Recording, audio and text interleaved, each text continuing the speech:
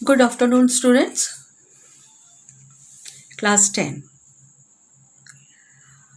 आज हम रस भाग 2 पढ़ेंगे।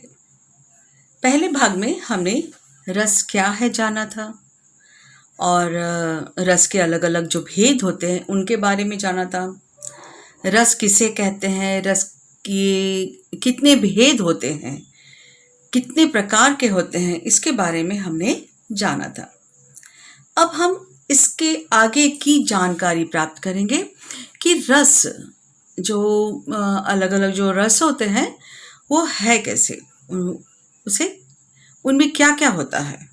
ठीक है, तो जैसे आप लोग जानते ही हैं कि रस जो है 9 प्रकार के होते हैं, पर समय के अनुसार जो है इसमें और वृद्धि हुई है।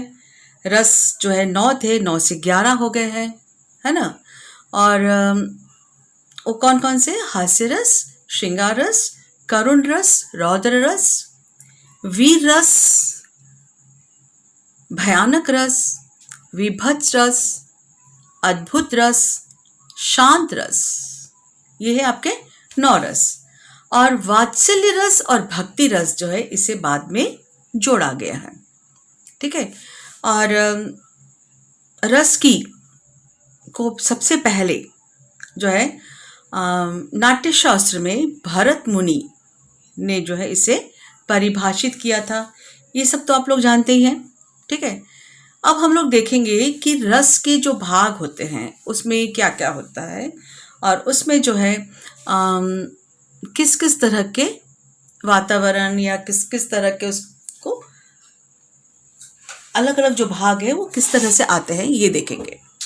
तो सबसे पहले जो है हम लोग देखते हैं श्रृंगार रस। ठीक है, श्रृंगार रस का स्थायी भाव है रति।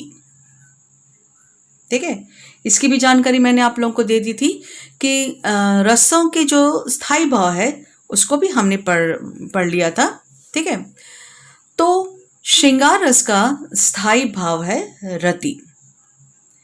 इसका विभाव आलंबन आश्रय है नायक और नायिका।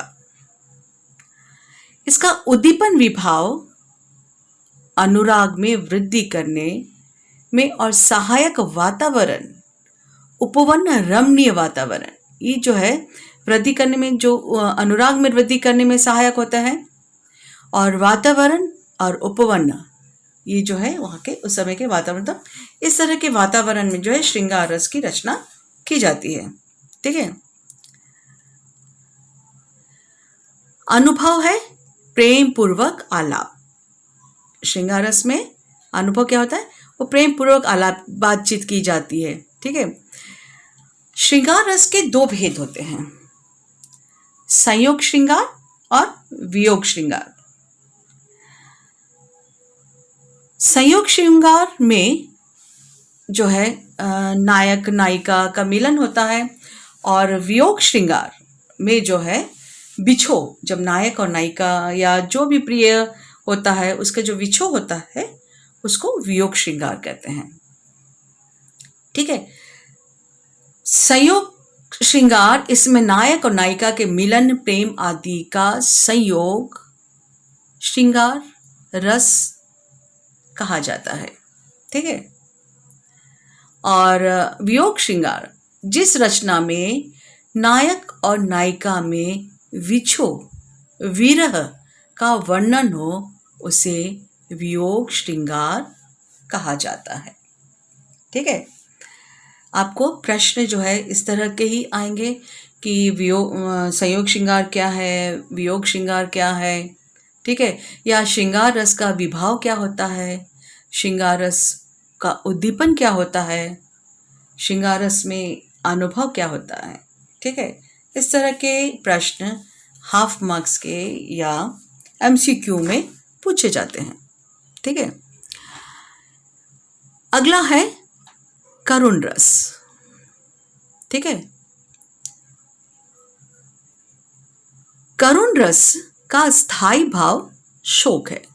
ठीक है, ये एक प्रश्न हुआ आपका कि करुण रस का स्थायी भाव क्या है। ठीक है। और अगर आप वहाँ पर शोक लिखते हैं तो आपको 1 मार्क्स या आधा मार्क्स, जो भी नंबर का होता है वो पूरे नंबर आपको मिल जाएंगे। विभाव का आलंबन है प्रिय वियोग या बंधु विनाश। ठीक है, मित्र का या जो भी आपका प्रिय होता है, जो करीबी होता है, उसकी मृत्यु हो जाती है या कोई तकलीफ होती है, तब ये शोक होता है। ठीक है, प्रिय वियोग या बंधु विनाश। उद्दीपन, बिछड़े व्यक्ति या वस्तु के रंग, गुण, रूप, स्नेह आदि को याद करना। जब कोई प्रिय बिछड़ जाता है या मृत्यु हो जाती है जिससे हमें शोक उत्पन्न होता है, तो क्या करते हैं कि उसकी वस्तुओं को, उसके द्वारा प्रयोग की गई वस्तुओं को और उस व्यक्ति के गुणों को याद करते हैं और विलाप करते हैं। उसके द्वारा दिए गए स्नेह को याद करते हैं। ठीक है, जो व्यक्ति बिछड़ गया है, जिसके कारण जो है शोक उत्पन्न हुआ है, उस व्यक्ति की वस्तुओं को लेकर याद किया जाता है। तो ये है उसका उद्दीपन। अनुभव है देव निंदा, ईश्वर की निंदा करना। जब बहुत अधिक दुख हो जाता है तो ईश्वर पर ब्लेम किया जाता है, उसको दोषी किया जाता है कि हे भगवान, तूने हमारे साथ ऐसा क्यों किया, है ना। तो जो शोक संतप्त व्यक्ति होता है वो ईश्वर को दोष देता है ना। और क्या होता है, भूमि पर पछाड़ खाना। वो रोते रोते भूमि पर पछाड़ खाने लगता है, लोट पोट कर रोता है। ठीक है, गहरी सांस लेता है या फिर व्यक्ति स्तब्ध हो जाता है।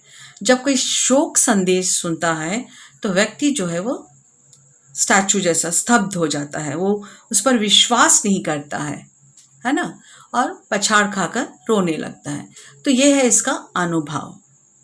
ठीक है, इसके बाद है हम लोग इसके जो अगली क्लास होगी फिर, तो उसमें जो है हम लोग ये भी देखेंगे कि कोई कविता की पंक्ति, क्योंकि आपको परीक्षा में जो है या तो किसी कविता की पंक्ति दे दी जाती है और उसमें से जो है आपको पहचानना होता है कि ये पंक्ति जो है किस रस से संबंधित है, या फिर कभी कभी आपको एग्ज़ाम में जो है आपको पंक्ति लिखना पड़ता है। आपको दे दिया जाता है कि आप जो है श्रृंगार रस की कोई एक कविता की लाइन लिखिए, या फिर अद्भुत रस की कविता की कोई लाइन लिखिए, या करुण रस की कोई कविता की लाइन लिखिए।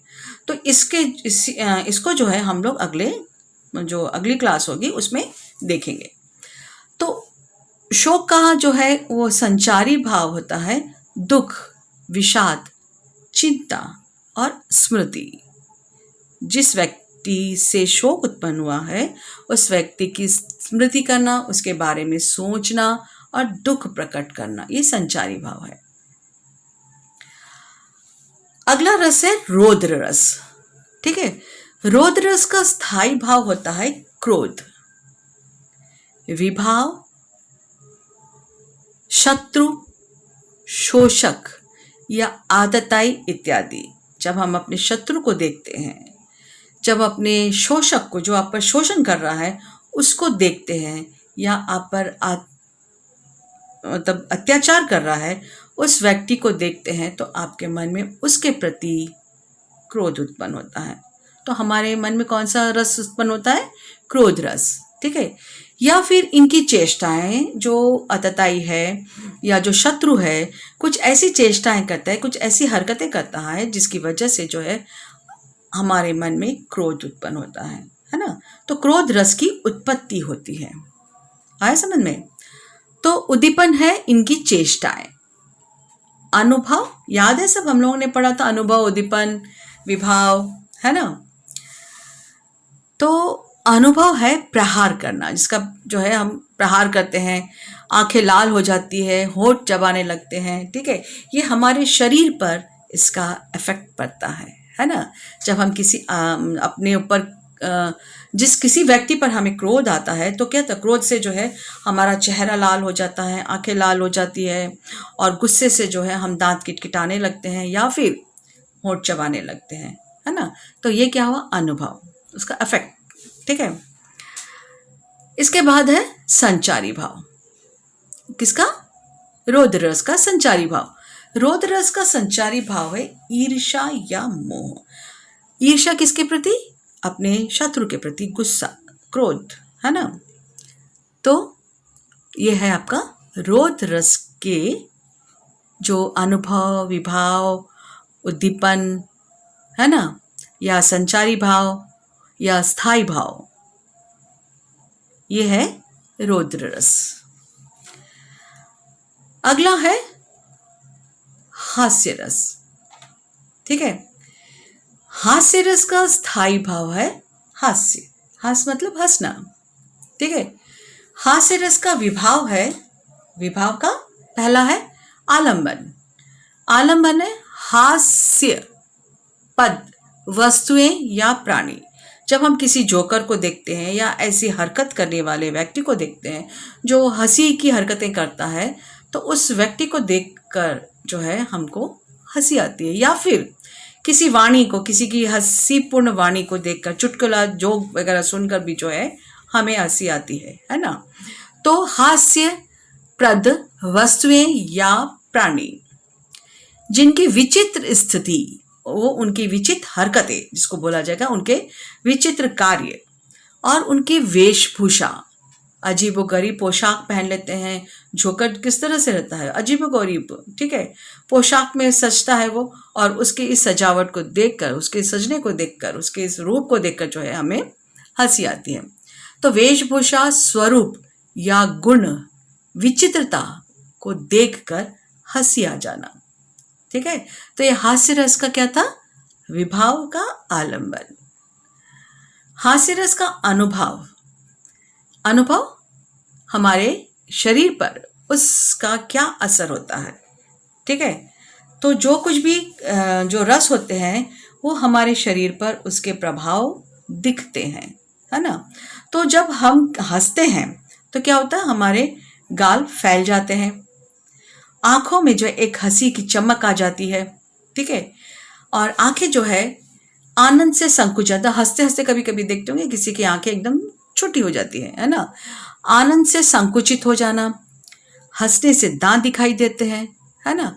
मुस्कान, कोई कोई मुस्कुरा कर ही हंस देता है, कोई कह लगा कर हंसता है, कोई जोर जोर से हंसता है, कोई लोटपोट होकर हंसता है, कोई पेट पकड़ कर हंसता है ना। जिस तरह की हम हास्यपद स्थिति देखेंगे, जिस तरह से हम कोई हंसी की बात सुनेंगे या किसी हंसी की घटना को देखेंगे, तो हम अलग अलग तरह की प्रतिक्रिया देते हैं। कोई तो केवल मुस्कुरा देता है, कोई जोर जोर से हंसता है ना। तो अलग अलग परिस्थिति में हमारे शरीर के अलग अलग इफेक्ट पड़ते हैं। ठीक है, और संचारी भाव क्या है? हम बहुत लोगों को, आप लोगों ने देखा कि हंसते हंसते रोने लगते हैं। रोने लगते मतलब उनकी आंखों से आंसू निकलने लगते हैं। ठीक है, और शरीर जो है हंसते हंसते कांपने लगता है, शेक करता है, है ना। हम लोग जब हंसते तो हमारा शरीर भी जो है हिलता है। ठीक है, तो उसे कंपन कहते हैं। ठीक है, तो संचारी भाव क्या है? ये है आंसू आ जाना, दांत दिखना, गाल का फैल जाना, और शरीर जो है वो हंसते हंसते लोटपोट हो जाते हैं, और हंसते हंसते कभी जो है हमारा शरीर जो है वो शेक करने लगता है, हिलने लगता है ना। तो ये है आपका हास्य रस। ठीक है, अगला है वीर रस। ठीक है, वीर रस का स्थायी भाव। ठीक है, वीर रस का स्थायी भाव है उत्साह। उत्साह जो है वो वीर रस का स्थायी भाव है, और इसका विभाव का अवलंबन है शत्रु। ठीक है, हम शत्रु पर विजय प्राप्त करना चाहते हैं, है ना। शत्रु पर अपनी विजय प्राप्त करता, या वो व्यक्ति जिस पर हम अपनी विजय हासिल करना चाहते हैं। तो वीर रस में जो है आलंबन क्या होता है? शत्रु या जो व्यक्ति जिस किसी पर भी हम विजय प्राप्त करना चाहते हैं उसे कहते हैं। ठीक है, वीर रस का उद्दीपन है शत्रु की चेष्टाएं। शत्रु जो है ललकारता है, आपको चैलेंज देता है, ठीक है। तो ये जो होता है ये उसकी जो चेष्टाएं होती हैं, उसकी जो कोशिश होती है, जो उसके कई कई तरह के जो है वो शारीरिक जो है वो दिखाता है। कभी टाल ठोकता है ना, कभी बाहें वो करता है, कभी मुट्ठी भींचता है। तो उसकी जो हरकतें होती हैं, उसकी जो चेष्टाएं होती हैं, उसको देख कर भी जो है हमें क्रोध उस पर जो है विजय पाने की इच्छा होती है, ठीक है। तो वीर रस का उद्दीपन है आलोचना करना, है ना। हम शत्रु के बारे में जो है आलोचना करते हैं, या शत्रु को देखकर जो है मुंह बिचका लेते हैं, नाक भौं सिकोड़ लेते हैं। शत्रु की कोई भी चेष्टाएं जो है वो हमें नहीं अच्छी लगती है, ठीक है। और नाक भौं सिकोड़ना, थूकना या आलोचना करना, मुंह बनाना, मुंह फेरना, ये सब जो है वीर रस के क्या है, अनुभव है। और ठीक संचारी भाव भी जो है इसी तरह के होते हैं, आलोचना करना, मुंह फेरना और नाक भौं सिकोड़ना, ठीक है। संचारी भाव भी उसी प्रकार के होते हैं।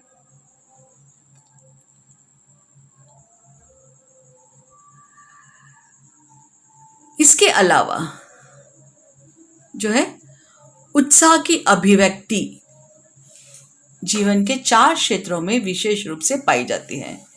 वे है युद्ध में, धर्म में, दया और दान। इन चारों को लक्ष्य में उत्साह का भाव जागृत होता है, तो ये वीर रस होता है, ठीक है। इसको ध्यान से देखिएगा कि जब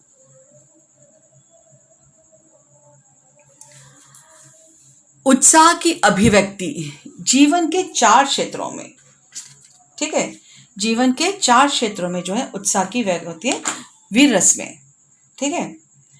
तो वो है आपके युद्ध में, धर्म में, दया और दान। इन चारों को लक्ष्य के जब उत्साह का भाव जागृत होता है तो वो वीर रस कहलाता है, ठीक है। इसके बाद है भयानक रस, ठीक है। तो भयानक रस में जो है भयानक रस का स्थायी भाव है भय, ठीक है। तो और इसका विभाव है भयप्रद वस्तु या स्थिति। जब हम कोई भय दिलाने वाली वस्तुओं को देखते हैं या कोई परिस्थिति आती है तो हमारे मन में जो है भय रस की उत्पत्ति होती है, ठीक है। अनुभव है जब भय में क्या होता है, हमारा चेहरा जो है वो डर के मारे सफेद हो जाता है ना। भय से हमारा चेहरा जो है फक पड़ जाता, बोलते ना चेहरा एकदम फक पड़ गया, ठीक है। एकदम काटो तो खून नहीं जिसको बोला जाएगा, है ना। चेहरा एकदम सादा सफ़ेद पड़ जाता है। तो चेहरे का सफ़ेद पड़ जाना, धड़कन तेज़ हो जाना, भय के कारण जो है दिल तेज तेज से धड़कने लगता है, सांस फूलने लगती है और पसीना आ जाता है। शरीर जो है वो भय से जो है एकदम पानी पानी हो जाता है और कोई कोई लोग भय से बेहोश हो जाते हैं, है ना। और या फिर उस स्थान से जहाँ पर उन्हें भय उत्पन्न हुआ है वहाँ से भागने की चेष्टा करते हैं, है ना। तो भय में जो है अनुभव, ये है भय के अनुभव, चेहरा का सफ़ेद पड़ जाना, धड़कन तेज़ हो जाना, सांस फूलना, पसीना आना और बहुत अधिक भय के कारण व्यक्ति जो है वो क्या हो जाता है, बेहोश भी हो जाता है ना।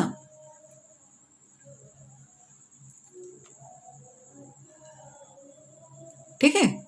अब इसके बाद है 7वां है विभत्स रस। इसे क्या कहते हैं, जुगुप्सा। जुगुप्सा या मतलब घृणा आती है, जुगुप्सा, ठीक है। और इसका स्थायी भाव है घृणा, ठीक है।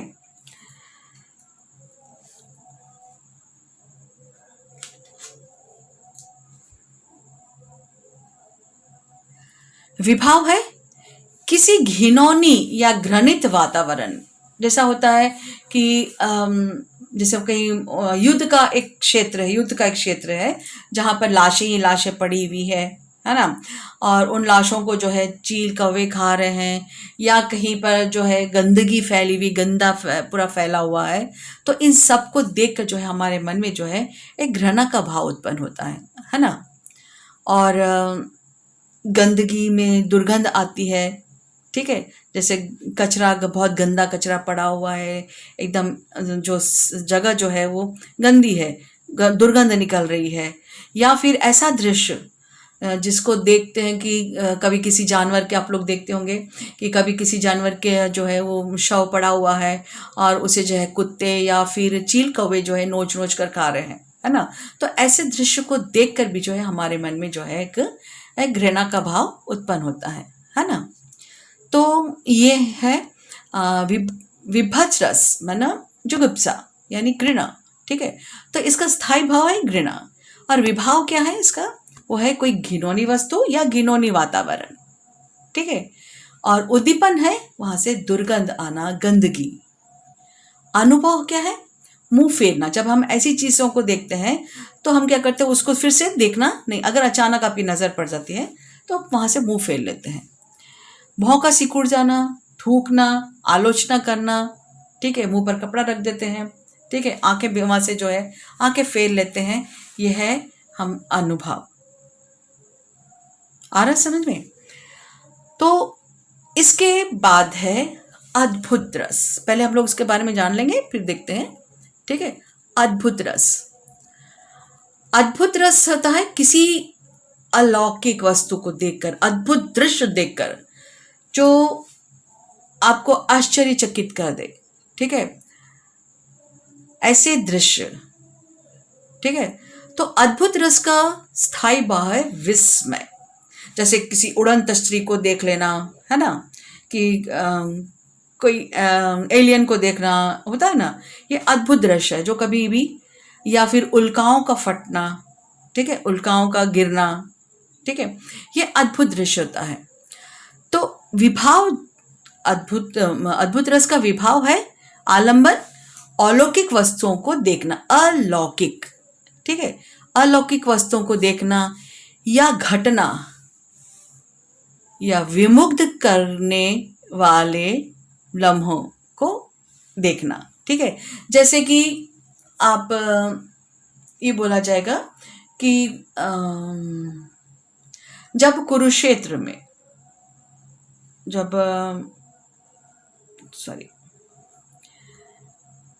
महाभारत युद्ध में, ठीक है, जब अर्जुन जो है वो युद्ध करना नहीं चाहते हैं, तब जो है गीता का उपदेश, श्री कृष्ण जो है अर्जुन को गीता का उपदेश देते हैं, और उस गीता के उपदेश में जो है वो अपना जो विराट रूप है वो दिखाते हैं, है ना। तो अलौकिक वस्तु के दर्शन करना ही अद्भुत रस, ठीक है। तो उद्दीपन विस्मयजनक वस्तुओं के विराट स्वरूप, गुण, प्रभाव का या कथन, श्रवण या दर्शन।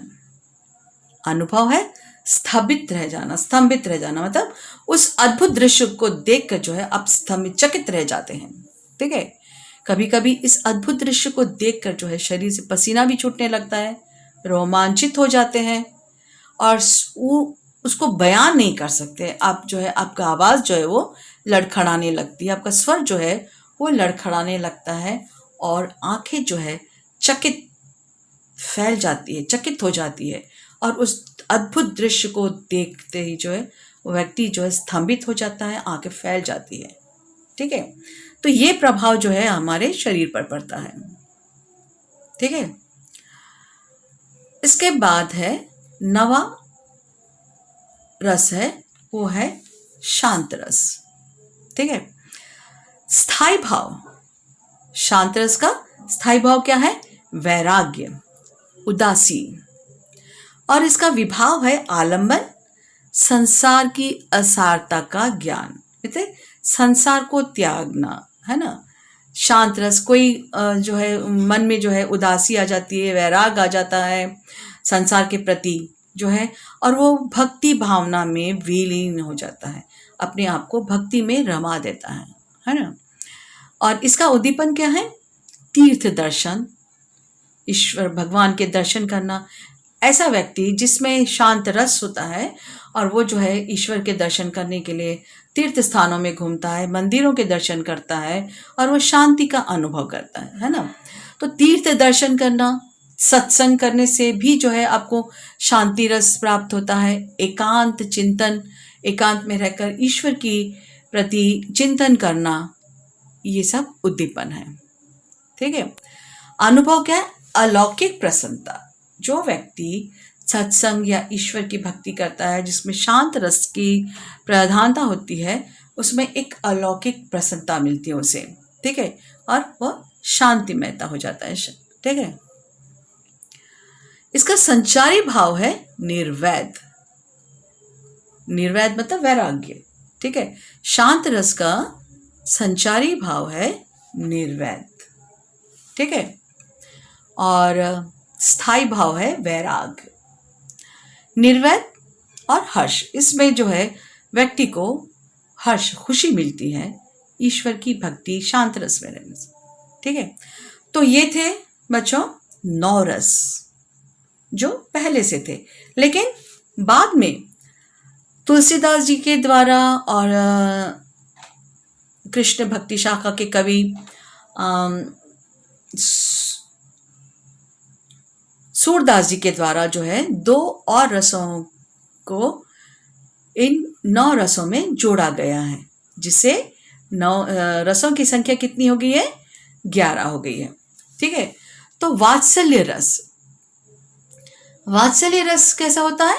जब वात्सल्य रस भी प्रेमिक होता है, लेकिन कैसा प्रेम? ये होता है माता और पुत्र का, पुत्र या पुत्री के प्रति प्रेम, है ना। पिता या दादा दादी जो बड़े होते हैं, उनका अपने बच्चों के प्रति जो प्रेम होता है, उसे वात्सल्य रस कहते हैं। ठीक है। वात्सल्य रस का विभाव है पुत्र या पुत्री। ठीक है। और उद्दीपन है बालक की स्वाभाविक चेष्टाएं। जो छोटे छोटे बच्चे होते हैं, उनका कभी कभी देखेंगे, जो न्यू बॉर्न बेबी होते हैं, नए जो बच्चे होते हैं, वो नींद में जो है मुस्कुराते हैं, हंसते हैं, या कभी कभी नींद में रोने लगते हैं अपने आप, है ना। या उनकी जो चेष्टाएं होती हैं, उनका जो खेलना होता है, उसको देखकर या बालक के मुखड़े को देखकर जो है एक भाव उत्पन्न होता है ना। वही वात्सल्य रस है। तो यह बालक की स्वाभाविक चेष्टाएं, बच्चों का जिद करना, अन्यासा मुस्कुराना और शिकायत करना, भोली जिज्ञासा, बच्चों को हर चीज में जिज्ञासा होती है ना। और नकल करने की प्रवृत्ति, कभी कभी देखेंगे बच्चों को जो है वो अपने बड़ों की नकल करते हैं, है ना। और उनको हर चीज के प्रति जो है एक जिज्ञासा होती है कि ये क्या है, वो क्या है, वो ऐसा क्यों हुआ, वो वैसा क्यों हुआ। ठीक है। और इन भोली जो जिज्ञासाओं के जो प्रश्न करते हैं, उस प्रश्न को सुनकर जो है हमें हंसी आ जाती है ना। तो ये है आपका उद्दीपन, बालक की स्वाभाविक चेष्टाएं, जिद करना, अन्यासा मुस्कुराना, शिकायतें करना या भोली जिज्ञासा या नकल करने की प्रवृत्ति। इन सब को देखकर उसके प्रति जो है एक ममता, एक प्यार जागता है। ठीक है। अनुभव है स्नेह भनी रजनों से देखना, चुमकारना, आनंद से भर जाना, और कभी कभी इसकी अति हो जाने से, जब वात्सल्य रस चरम सीमा पर पहुंच जाता है, तो क्या होता है? हमारे आंखों से आंसू भी निकल आते हैं। ठीक है। संचारी भाव हर्ष, गर्व और किसी अनिष्ट की भावना से ग्रस्त हो जाना। संचारी भाव, माँ क्या है, अपने बच्चे का कभी भी जो है वो बुरा तो नहीं चाहती है, लेकिन कहीं कुछ बुरा ना हो जाए, इस कल्पना में वो रहती है कि वो कहीं कुछ बुरा ना हो जाए, हर समय वो चिंतित रहती है ना। तो अपने बच्चे को देखकर वो उसको हर्ष होता है, उसकी चेष्टाओं को देखकर गर्व होता है, और वो अनिष्ट की जो है आशंका से जो है चिंतित हो जाती है ठीक है, तो ये था आपका वात्सल्य रस। अंतिम है आपका मधुर रस। मधुर रस कब होता है? भक्ति भाव से जब हम ओतप्रोत होते हैं, भक्ति भाव में लीन होते हैं, तो हमारे में जो है ये भाव का संचार होता है, और वो है भक्ति रस का। भक्ति रस का स्थायी भाव है ईश्वर प्रेम, ईश्वर के प्रति प्रेम, भगवान के प्रति अनन्य प्रेम। ईश्वर या भगवान, एक ये उनके प्रति अनन्य प्रेम या उनके प्रति भक्ति। ठीक है, ये है आपका मधुर रस का स्थायी भाव। इसका विभाव क्या है? आलम्बन, वो है पर ब्रह्म स्वरूप और ईश्वर, राम कृष्ण या कोई भी ईश्वर हो, उनके प्रति जो है भक्ति की भावना जब उत्पन्न होती है, वो उद्दीपन है सगुण परमेश्वर का स्वरूप, उनके कार्य लीला। उद्दीपन सगुण, जिस तरह से श्री कृष्ण और राम की लीलाएं है ना, कृष्ण की लीला राधा यशोधरा से उनका प्रेम, माता से उनका प्रेम, मटकी चुराना, मटकी फोड़ना, माखन चुराना, जो उनकी लीलाएं हैं, उसका वो सब कार्य जो है हमारे में भक्ति की भावना को जगाता, उनके प्रति हमारी भक्ति भावना प्रदर्शित होती है। अनुभव है आनंद की अनुभूति, इसमें जो है इसको सुनना जो है उसमें एक आनंद की अनुभूति होती है। संचार, संचारी भाव है भक्ति, हर्ष और गर्व। ठीक है, ईश्वर के प्रति भक्ति, ईश्वर की आराधना करने से मन को जो शांति मिलती है, जो मन को जो खुशी मिलती है, और ईश्वर के प्रति जो हमें गर्व होता है, वो इसका संचारी भाव है। तो स्टूडेंट्स, इस तरह से जो है हमने 11 रसों के बारे में जाना। ठीक है, आपको प्रश्न में जो प्रश्न आते हैं, तो आपको जो है मधुर रस का या फिर अद्भुत रस का या वात्सल्य रस का कभी कभी अनुभव बताना पड़ता है, कभी विभाव बताना पड़ता है, और कभी उद्दीपन बताना पड़ता है। तो आपको जो है इन सब चीज़ों को ध्यानपूर्वक पढ़ना है और इसे याद करना है। ठीक है, तो स्टूडेंट्स, ये आज हम लोगों का जो है इसके बारे में हम लोगों ने पढ़ा, रस के बारे में, रस के अलग अलग जो 11 रस है उसके बारे में हमने जाना। और कल जो है हम लोग कविताओं की पंक्तियों के साथ जो है हम इसे पढ़ेंगे और समझेंगे। तो आज की क्लास बच्चों मैं यहीं पे ख़त्म करती हूँ। ठीक है, तो अगर आपको किसी समस्या हो तो आप लोग जो है इसे पूछ सकते हैं। ठीक है, तब तक के लिए धन्यवाद। Thank you students.